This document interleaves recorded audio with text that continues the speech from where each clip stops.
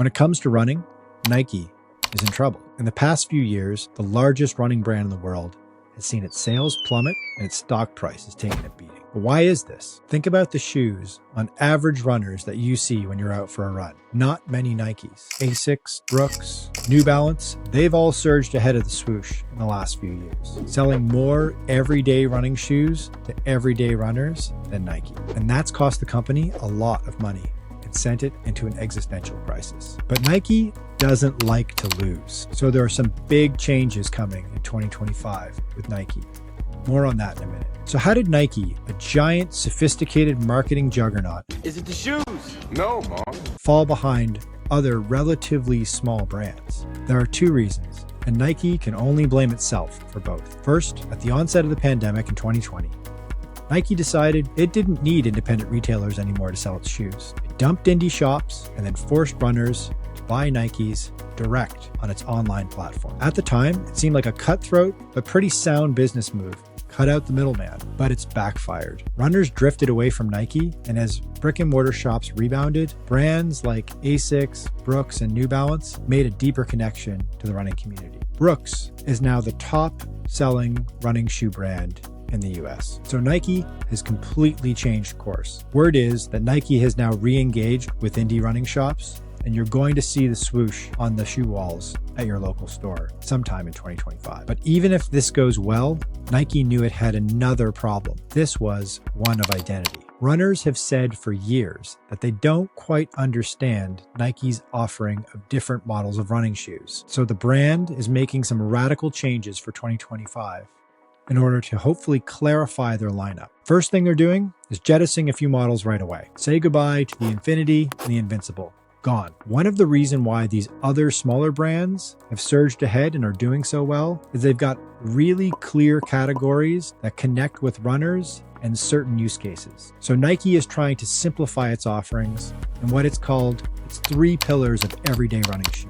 What survived this downsizing? Pegasus, Vomero, and structure. But Nike couldn't resist being a bit convoluted. Within these 3 pillars, Nike is now going to offer 3 variations on each shoe. Take the Pegasus as an example. It will still offer the old vanilla peg, but 1 tier up, it's going to offer what it's calling Pegasus Plus.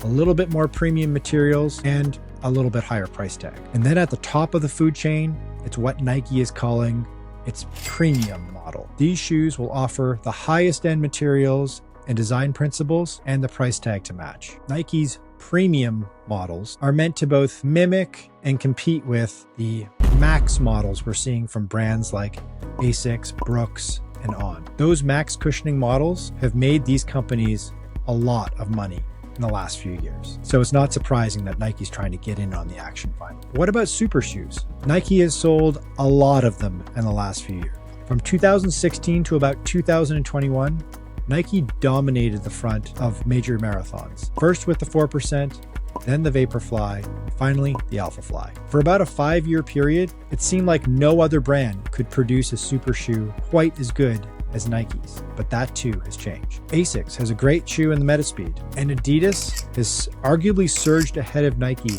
in terms of bleeding edge super shoe technology with the Adios Pro Evo, which seems to dominate just about every race in the last 2 years. Heck, even On has a super shoe that's being spun by robots. As far as I know, Nike doesn't have robots yet. Granted, Nike's Alphafly 3 sold out nearly instantly when it was released last April, and is the shoe that was on the feet of both the men's and the women's marathon world record holders. But if you go to any marathon and look past the elite field, you'll notice that there's been a real democratization of the super shoe market, and that there are all kinds of different brands on the feet of the average runner. That was not the case just a few short years ago when it was a sea of pink and green Vaporflies. Now, Nike has said that it's not releasing an Alphafly 4 anytime soon. Don't be surprised if Nike is working on something that's going to elevate the game in the super shoe market yet again, just as it has done a few times before. Because after all, Nike doesn't like to lose. Will 2025 be the year of the Swoosh? We shall see.